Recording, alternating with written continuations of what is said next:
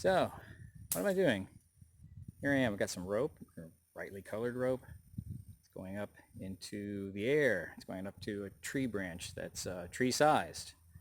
And that is on this oak tree. So I'm going to show you that now. So there's my rope, right? Jiggly jiggly. And over there is a 32-foot extension ladder, not fully extended, ratchet strap to an oak tree that I like, and I want to keep that oak tree. But the branch that arches out over, and you can see the rope is on it, that branch is shading too much of the yard. It's a V-notch. It's going to be weak anyway, and it's shading the garden. Not right now because the sun's past noon. So I've cut it enough with my Ryobi reciprocating saw that I think if I tug on this, well, never mind. It's going on its own right now. See that? Folks, that was not staged. I wasn't tugging. Look at the slack in the rope. It's going. And she's down. And yeah, so there's a takeaway.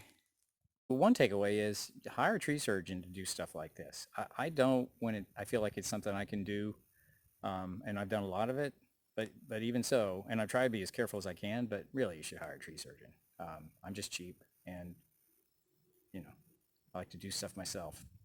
So let's take a look at what happened here. It's a good thing that I decided not to stay on that ladder. Let me show you why. So that's what the cut looks like up here on the extension ladder.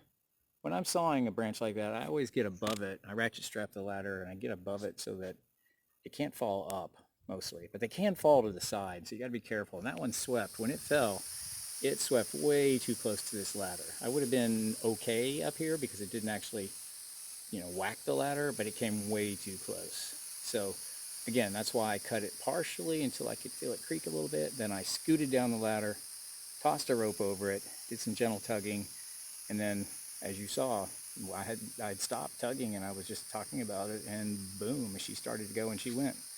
So be real careful out there if you're going to try stuff like this. I actually don't recommend it.